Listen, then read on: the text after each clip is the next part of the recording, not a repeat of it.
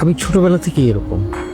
আমি আস্তে আস্তে বড় হতে হতে জেনেছি যে আমি একজন কালো মানুষ, আমি একজন অপয়া মানুষ, আমি একজন অলক্ষণে মানুষ, আমি একজন কুফা। এটা এই দেশের প্রত্যেকটা মানুষই এভাবেই আমাকে মনে করে এবং আমিও সেটা রিগার্ড করি। আমি কাউকে কোনো দোষ দিতে চাই না। আমি আমার মতো একা আছি, ভালো আছি। হুম, আপনি তো নিজ থেকে মেশার চেষ্টা করেন না তাদের সাথে।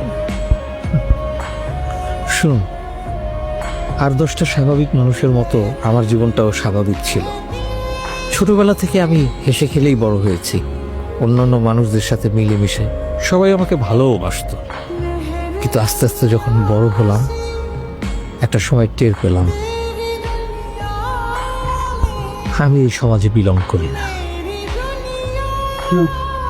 কেউ আমাকে ভালোবাসবে না, কেউ আমার সাথে মিশবে না,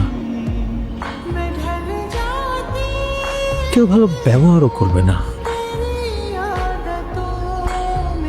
বঞ্চনা, উপেক্ষা, অবজ্ঞা, এগুলোই আমার জীবনের প্রাপ্য।